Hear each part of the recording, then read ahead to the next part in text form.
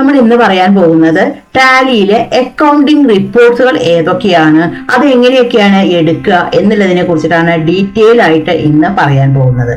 അതായത് നമ്മള് ടാലി ചെയ്യാൻ അറിയുന്നതിനോടൊപ്പം തന്നെ അതിലെ റിപ്പോർട്ട്സുകൾ നമുക്ക് ജനറേറ്റ് ചെയ്തിട്ട് എടുക്കാൻ അറിയണം. ഏതൊരു സോഫ്റ്റ്വെയർ ആണെങ്കിലും അതിലെ റിപ്പോർട്ട്സുകൾ ജനറേറ്റ് ചെയ്തിട്ട് എടുക്കാനാണ് നമ്മൾ പഠിക്കേണ്ടത്. അപ്പം മാത്രമാണ് നമ്മൾക്ക് ക്വിക്കായിട്ട് അതേപോലെ തന്നെ നമുക്ക് ഒരു എക്സ്പീരിയൻസ്ഡ് ആയിട്ടുള്ള ഒരു അക്കൗണ്ടന്റ് ആവുള്ളൂ. ഇപ്പൊ നമ്മുടെ സാറ് ചോദിക്കുകയാണ്, ഇപ്പൊ നമ്മുടെ കയ്യിൽ എത്ര ക്യാഷ് ഉണ്ട്, അല്ലെങ്കിൽ ബാങ്കിൽ എത്ര പൈസ ഉണ്ട്, എത്ര കൊടുക്കാനുണ്ട്, എത്ര ആൾക്കാരുടെ അടുത്ത് കിട്ടാനുണ്ട്, ഇങ്ങനെയുള്ളതൊക്കെ പെട്ടെന്ന് ചോദിച്ചു കഴിഞ്ഞാൽ നമുക്ക് പെട്ടെന്ന് തന്നെ നമുക്കത് പറയാൻ പറ്റണം. അപ്പൊ പെട്ടെന്ന് പറയാൻ പറ്റണമെന്നുണ്ടെങ്കിൽ നമ്മൾ റിപ്പോർട്ട്സുകൾ നല്ല രീതിയിൽ തന്നെ നമ്മൾ മനസ്സിലാക്കിയിരിക്കണം. എന്നാൽ മാത്രമാണ് നമുക്ക് അത് പറയാൻ പറ്റുള്ളൂ. അതേപോലെ തന്നെ ഒരു ബിസിനസ്സിൽ ഡെയിലി എടുക്കേണ്ട കുറച്ച് റിപ്പോർട്ട്സുകൾ ഉണ്ട്. അപ്പൊ അത് നമ്മൾ മനസ്സിലാക്കിയിരിക്കണം. ക്യാഷ് എത്രയുണ്ട്, ബാങ്ക് ബാലൻസ് എത്രയുണ്ട്, ഇതൊക്കെ നമ്മൾ ഡെയിലി നമ്മൾ നോക്കണം. ഡെയിലി നമ്മൾ ഇത് മാച്ച് ചെയ്തിട്ട് പോകണം. ഹലോ ഫ്രണ്ട്സ്, ഞാൻ Shyamala Narayanan. Welcome back to my channel Tally accounting Malayalam. എന്റെ വീഡിയോ ആദ്യമായിട്ടാണ് നിങ്ങൾ കാണുന്നുണ്ടെന്നുണ്ടെങ്കിൽ, എന്റെ ടീച്ചിങ് സ്റ്റൈൽ നിങ്ങൾക്ക് ഇഷ്ടമാവുകയാണെന്നുണ്ടെന്നുണ്ടെങ്കിൽ ഒന്ന് സബ്സ്ക്രൈബ് ചെയ്യണേ. അതിനോടൊപ്പം തന്നെ തൊട്ടടുത്തുള്ള ബെൽ ബട്ടണും കൂടി ഒന്ന് ക്ലിക്ക് ചെയ്യണേ. എന്നാൽ മാത്രമാണ് ഞാൻ ഇടുന്ന വീഡിയോകളുടെ നോട്ടിഫിക്കേഷൻ നിങ്ങൾക്ക് കിട്ടുള്ളൂ. അതേപോലെ തന്നെ ഇഷ്ടമായി കഴിഞ്ഞാൽ ഒന്ന് ലൈക്കും കൂടി ചെയ്യണേ. പിന്നെ നിങ്ങളുടെ ഫ്രണ്ട്സിനോ റിലേറ്റീവ്സിനോ ഒക്കെ ഒന്ന് ഷെയർ ചെയ്ത് കൊടുക്കണേ. അതേപോലെ തന്നെ ഒരു പ്രധാനപ്പെട്ടുള്ള കാര്യം എന്ന് പറയുന്നത്, ഞാൻ ടാലി ഓൺലൈൻ ക്ലാസ് എടുക്കുന്നു. അപ്പൊ താല്പര്യമുള്ള ആൾക്കാരാണെന്നുണ്ടെങ്കിൽ എനിക്കൊന്ന് മെയിൽ ചെയ്തോളൂ. എന്റെ മെയിൽ ID എന്ന് പറയുന്നത് shyamastaliclass@gmail.com ആണ്. അപ്പൊ അതിലേക്ക് മെയിൽ ചെയ്ത് കഴിഞ്ഞാൽ ഞാൻ ഡീറ്റെയിൽസ് പറഞ്ഞു തരും. അപ്പൊ നമുക്ക് ഒട്ടും താമസിയാതെ തന്നെ നമ്മുടെ വീഡിയോയിലേക്ക് വരാം. അപ്പൊ അതിന് വേണ്ടിയിട്ട് നമുക്ക് റിപ്പോർട്ട്സുകൾ എടുക്കാൻ വേണ്ടിയിട്ട് നമുക്ക് ഇപ്പൊ നമ്മുടെ ഈ ഗേറ്റ് ഓഫ് ടാലിയിലാണ് നിൽക്കുന്നത്. ഇവിടെ നമുക്ക് എല്ലാ റിപ്പോർട്ട്സുകളും എടുക്കണമെന്നുണ്ടെങ്കിൽ നമുക്ക് ഇവിടെ ഡിസ്പ്ലേ മോർ റിപ്പോർട്ട്സ് ആണ് എടുക്കേണ്ടത്. അതായത് ഇവിടെ വെച്ചിട്ട് ജസ്റ്റ് ഒന്ന് നമ്മൾ D അടിച്ചാൽ മതി. അപ്പൊ D അടിച്ചു കഴിഞ്ഞിട്ടുണ്ടെങ്കിൽ നമുക്ക് ഇവിടെ അക്കൗണ്ട്സ് ബുക്ക് എന്ന് പറഞ്ഞിട്ടുണ്ടായിരിക്കും. ഇവിടെ നമുക്ക് ജസ്റ്റ് A ഒന്ന് പ്രസ് ചെയ്യാം. അപ്പോൾ ഇതാണ് നമ്മൾക്ക് എല്ലാ റിപ്പോർട്ടുകളും ഈ ഒരു വിൻഡോയിലാണ് ഉണ്ടായിരിക്കുക. അതായത് നമുക്ക് ഇവിടെ ക്യാഷ് ഓർ ബാങ്ക് ബുക്ക് ഉണ്ട്, അതേപോലെ തന്നെ ലെഡ്ജർ ഉണ്ട്, ഗ്രൂപ്പ് സമ്മറി ഉണ്ട്, ഗ്രൂപ്പ് വൗച്ചേഴ്സ് ഉണ്ട്, കോൺട്രാ രജിസ്റ്റർ ഉണ്ട്. എല്ലാ രജിസ്റ്ററുകളും ഇവിടെയാണ് നമുക്ക് കാണുക. അപ്പൊ ഫസ്റ്റിൽ നമുക്ക് ഇവിടെ ക്യാഷ് ഓർ ബാങ്ക് ബുക്ക് എടുത്ത് നോക്കാം. ഇവിടെ നമ്മൾ just cash or bank book select ചെയ്തിട്ട് എടുത്തു. അപ്പൊ ഇവിടെ നമുക്ക് ക്യാഷ് ഇൻ ഹാൻഡ് എന്ന് പറഞ്ഞിട്ട് ഇവിടെ കാണിക്കും. നമ്മൾ ജസ്റ്റ് നമുക്ക് ഒന്നും കൂടി എൻ്റർ അടിക്കാം. അപ്പൊ ഇവിടെ നമുക്ക് ക്യാഷിന്റെ ലെഡ്ജർ വന്നു. വീണ്ടും ഒന്നും കൂടി എൻ്റർ അടിച്ചാൽ നമുക്ക് മന്ത് ആയിട്ട് കിട്ടും. മന്ത് വൈസ് ആയിട്ടുള്ള ബാലൻസുകൾ കിട്ടും. നമ്മുടെ ഏപ്രിലാണ് എടുക്കുകയാണെങ്കിൽ നമുക്ക് ഏപ്രിലെ ബാലൻസുകൾ നമുക്കിവിടെ വന്നു. നമുക്ക് ഓരോ ഡേറ്റുകളിലും ഇവിടെ വന്നു. ഇനി നമുക്ക് ഇത് ഡേറ്റ് വൈസ് ആയിട്ട് കിട്ടണമെന്ന് വിചാരിക്കുക. അതായത് നമുക്കിപ്പോൾ എന്തെങ്കിലും ഒരു വ്യത്യാസം ഉണ്ട്, നമുക്ക് ചെക്ക് ചെയ്യണം. അപ്പൊ നമുക്ക് ഡേറ്റ് വൈസ് ആയിട്ട് കിട്ടണമെന്നുണ്ടെങ്കിൽ നമുക്ക് ഇവിടെ നമുക്ക് ഒരു കീ കാണും, ചേഞ്ച് വ്യൂ എന്ന് പറഞ്ഞിട്ട്. ഇവിടെ നമുക്ക് Ctrl+H അടിച്ചാൽ മതി. ജസ്റ്റ് ചേഞ്ച് വ്യൂ ക്ലിക്ക് ചെയ്തു. ഇവിടെ ഡെയിലി ബ്രേക്കപ്പ് എന്നൊരു ഓപ്ഷൻ കാണും. ഇവിടെ നമുക്ക് ഡെയിലി ബ്രേക്കപ്പ് സെലക്ട് ചെയ്തിട്ട് എടുക്കാം. അപ്പൊ നമുക്ക് ഇവിടെ ചേഞ്ച് വ്യൂ എടുത്തു കഴിഞ്ഞാൽ നമുക്ക് ഇവിടെ ഓരോ ദിവസത്തെ, അപ്പൊ ഇവിടെ നമുക്ക് ചേഞ്ച് വ്യൂ എടുത്തു കഴിഞ്ഞാൽ നമുക്ക് 1-ാം തീയതി എത്ര വന്നിട്ടുണ്ട്, ഡെബിറ്റ് എന്ന് പറഞ്ഞെങ്കിൽ വന്നിട്ടുണ്ട്, ക്രെഡിറ്റ് എന്ന് പറഞ്ഞാൽ എന്താണ് പോയിട്ടുണ്ട്. അപ്പൊ ഇങ്ങനെ നമുക്ക് ഓരോ ദിവസത്തെ ബാലൻസുകൾ നമുക്ക് ഡീറ്റെയിൽ ആയിട്ട് നമുക്ക് കാണിക്കും. ഇനിയിപ്പോ നമുക്ക് ഇവിടെ വെച്ചിട്ട് നമുക്ക് ഓരോ ദിവസത്തെയും ക്ലോസിംഗ് ബാലൻസുകൾ കാണണം വിചാരിക്കുക.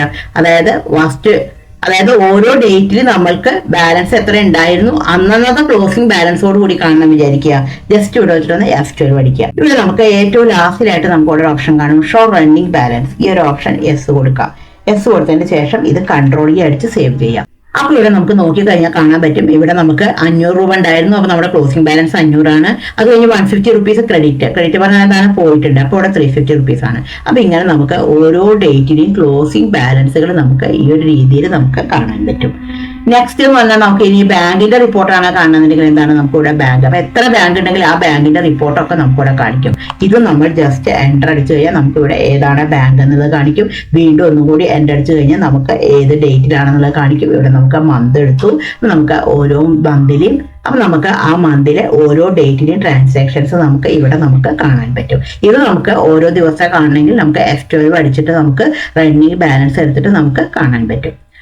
അടുത്തത് കണ്ടിട്ടുണ്ടെങ്കിൽ നമുക്ക് ഇവിടെ നമുക്ക് ക്യാഷിന്റെ കഴിഞ്ഞാൽ പിന്നെ ഇവിടെ നമുക്ക് ലെഡ്ജർ എന്ന് പറഞ്ഞിട്ട് കാണിക്കും. ഇവിടെ നമുക്ക് ലെഡ്ജർ സെലക്ട് ചെയ്തിട്ടെടുക്കാം. നമുക്ക് ഓരോ ലെഡ്ജറിന്റെയും ബാലൻസുകൾ നമുക്ക് അറിയാൻ പറ്റും. ഇവിടെ നമുക്ക് ABC സെലക്ട് ചെയ്തിട്ടെടുക്കാം. അപ്പൊ ABC എടുത്തു കഴിഞ്ഞാൽ നമുക്ക് ഇവിടെ ABCയുടെ ബാലൻസ് ഇവിടെ കാണിക്കും. ഇപ്പൊ സെയിൽസിൽ 5015 രൂപയുണ്ട്. ലാസ്റ്റിൽ നോക്കി കഴിഞ്ഞാൽ നമുക്ക് ഇവിടെ കാണാൻ പറ്റും ഡെബിറ്റിൽ വന്നിട്ടുണ്ട്. കാരണം 5015 രൂപ നമുക്ക് ഇങ്ങോട്ട് കിട്ടാനുണ്ട്. അപ്പൊ ഇതേപോലെ നമുക്ക് ഓരോ ലെഡ്ജർ എടുത്തു കഴിഞ്ഞാൽ നമുക്ക് അറിയാൻ പറ്റും. അടുത്തത് കണ്ടെങ്കിൽ ലെഡ്ജറിന്റെ അടിയിൽ സൈഡിലാണെങ്കിൽ നമുക്ക് ഗ്രൂപ്പ് സമ്മറി ഉണ്ട്. അപ്പൊ ഗ്രൂപ്പ് സമ്മറി എടുത്ത് നോക്കിക്കഴിഞ്ഞാൽ നമുക്ക് ഓരോ ഗ്രൂപ്പിലും ഉള്ളത് നമുക്ക് കാണാൻ പറ്റും. ബാങ്ക് അക്കൗണ്ട്സ് ഉണ്ട്, ബാങ്ക് OCC ഉണ്ട്, ക്യാപിറ്റൽ അക്കൗണ്ട് ഉണ്ട്. ഇതിന്റെ ഓരോന്നിനുള്ള ബാലൻസ് നമുക്ക് അറിയാൻ പറ്റും. ഇപ്പൊ ബാങ്ക് അക്കൗണ്ട് സെലക്ട് ചെയ്തിട്ട് എടുത്തു. അപ്പൊ നമുക്ക് ഇവിടെ ബാങ്ക് SIB ബാങ്ക് ആണ്. എത്ര ബാങ്ക് ഉണ്ടെങ്കിൽ ആ ബാങ്ക് ഇവിടെ കാണിക്കും. അപ്പൊ അതിന്റെ ബാലൻസ് ഇവിടെ കാണിച്ചിട്ടുണ്ട്. വീണ്ടും ഒന്നും കൂടി എൻ്റർ അടിച്ചു കഴിഞ്ഞാൽ നമ്മുടെ ബാങ്കിന്റെ ലെഡ്ജറിലേക്ക് പോയി. അപ്പൊ ഓരോ മന്തിലെയും ഓരോ ഡേറ്റിലെയും ബാലൻസുകൾ നമുക്ക് കാണാൻ പറ്റും. അപ്പൊ ലെഡ്ജർ വൈസ് ആയിട്ടും നമുക്ക് കാണാൻ പറ്റും. അതേപോലെ തന്നെ നമുക്ക് ഗ്രൂപ്പ് ആയിട്ടും നമുക്ക് കാണാൻ പറ്റും.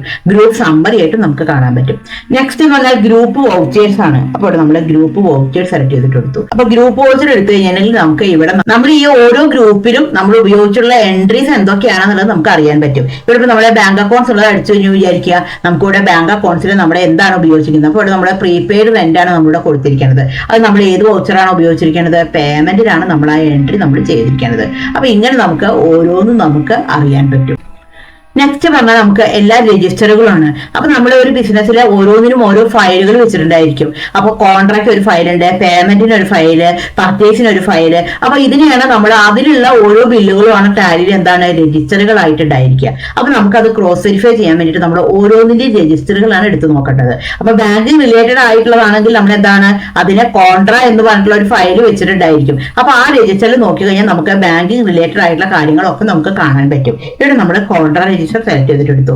അപ്പൊ ഇവിടെ നമുക്ക് ഏപ്രിൽ നമുക്ക് ഇവിടെ ഒരു എൻട്രി വന്നിട്ടുണ്ട്. ഇവിടെ നമ്മൾ ജസ്റ്റ് എൻട്രി അടിച്ചു കഴിഞ്ഞാൽ നമുക്ക് കോൺട്രയിൽ നമ്മൾ ഒരു എൻട്രി വന്നിട്ടുണ്ട്. അപ്പൊ ഇങ്ങനെ നമുക്ക് ഓരോ രജിസ്റ്ററുകൾ നമുക്ക് എടുക്കാൻ പറ്റും. പേയ്മെന്റ് രജിസ്റ്റർ സെലക്ട് ചെയ്തെടുത്തു കഴിഞ്ഞാൽ ബിസിനസ് നിന്ന് എത്ര പേയ്മെന്റ് പോയിട്ടുണ്ട് ഇവിടെ വെച്ചിട്ട് നമ്മൾ എൻട്രി അടിച്ചു കഴിഞ്ഞാൽ നമുക്ക് ഇവിടെ പേയ്മെന്റ് പോയിട്ടുള്ളതായിട്ട് കാണിക്കും. പ്രീപെയ്ഡ് റെന്റ് ആണ് പോയിട്ടുള്ളത്. അതേപോലെ നമുക്ക് അടുത്ത രജിസ്റ്റർ ആണെന്നുണ്ടെങ്കിൽ റെസിപ്റ്റ്, അതേപോലെ അടുത്ത രജിസ്റ്റർ ആണെങ്കിൽ റെസിപ്റ്റ് രജിസ്റ്റർ ആണ്. ബിസിനസ്സിലേക്ക് വന്നിട്ടുള്ളതാണ് ഇവിടെ. അപ്പൊ ഇവിടെ എടുത്തു കഴിഞ്ഞാൽ നമുക്ക് ബിസിനസ്സിലേക്ക് വന്നിട്ടുള്ള കാര്യങ്ങൾ നമുക്ക് ഇവിടെ നമുക്ക് കിട്ടും. നെക്സ്റ്റ് എന്ന് പറഞ്ഞാൽ സെയിൽസ് രജിസ്റ്റർ ആണ്. നമ്മുടെ ബിസിനസ്സിൽ എത്ര സെയിൽസ് ചെയ്തിട്ടുണ്ട് അതെല്ലാം നമുക്ക് ഈ സെയിൽസ് രജിസ്റ്ററിൽ നമുക്ക് കാണാൻ പറ്റും. അപ്പോൾ നമുക്ക് മന്ത് ആയിട്ട് നമുക്ക് ഇവിടെ കാണാൻ പറ്റും. ഇപ്പൊ ഏപ്രിൽ എടുത്തു കഴിഞ്ഞാൽ നമുക്ക് ഏപ്രിൽ എത്ര സെയിൽസ് ചെയ്തിട്ടുണ്ട്, മെയ്യിൽ എത്ര ചെയ്തിട്ടുണ്ട്, ഓരോ മന്ത് വൈസ് ആയിട്ടുള്ള രജിസ്റ്ററുകളും ഓരോ മന്ത് വൈസ് ആയിട്ടുള്ള സെയിൽസുകൾ നമുക്ക് ഇവിടെ നമുക്ക് കാണാൻ പറ്റും. നെക്സ്റ്റ് എന്ന് പറഞ്ഞാൽ നമുക്ക് പർച്ചേസ് രജിസ്റ്റർ ആണ്. നമ്മുടെ ബിസിനസ്സിലെ പർച്ചേസുകൾ എത്ര ചെയ്തിട്ടുണ്ട് എന്നുള്ളത് നമുക്ക് അറിയാൻ പറ്റും. ജേണൽ രജിസ്റ്റർ എന്ന് പറഞ്ഞു കഴിഞ്ഞാൽ നമ്മൾ ക്യാഷും ബാങ്കും അല്ലാത്ത ട്രാൻസാക്ഷൻ ഉണ്ടായിരിക്കുമല്ലോ, നമ്മൾ അസറ്റുകൾ വാങ്ങിച്ചിട്ടുള്ള എൻട്രി ഒക്കെ. അപ്പൊ നമ്മുടെ ജേണലിൽ എന്തെല്ലാം എൻട്രീസ് ആണോ ചെയ്തിട്ടുള്ളത് അതെല്ലാം ഈ ജേണൽ രജിസ്റ്റർ ഉണ്ടായിരിക്കും. അപ്പൊ ജേണൽ രജിസ്റ്റർ സെലക്ട് ചെയ്തിട്ട് എടുത്തു.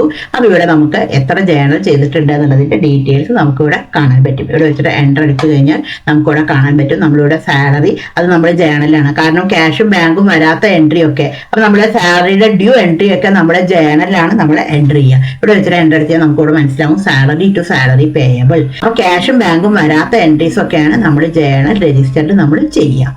നെക്സ്റ്റ് എന്ന് പറഞ്ഞിട്ടുണ്ടെങ്കിൽ നമുക്ക് അടുത്തതാണെന്നുണ്ടെങ്കിൽ നമുക്ക് ഡെബിറ്റ് നോട്ട് രജിസ്റ്റർ ആണ്. ഡെബിറ്റ് നോട്ട് എന്ന് പറഞ്ഞാൽ എന്താണ്, നമ്മുടെ പർച്ചേസ് റിട്ടേൺ ഉണ്ടായിരിക്കും. അപ്പോൾ വാങ്ങിച്ച ഗുഡ്സ് തിരിച്ചയക്കും. അത് നമ്മൾ ഡെബിറ്റ് നോട്ടിലാണ് എൻട്രി ചെയ്യുക. അപ്പോൾ ആ ഡെബിറ്റ് നോട്ട് രജിസ്റ്റർ എടുത്ത് കഴിഞ്ഞാൽ നമ്മൾ എത്ര ഡെബിറ്റ് നോട്ട് ചെയ്തിട്ടുണ്ട് എന്നുള്ളത് കാണിക്കും. അപ്പോൾ ഡെബിറ്റ് നോട്ട് ഉണ്ടെന്നുണ്ടെങ്കിൽ നമുക്ക് അവിടെ കാണിക്കും.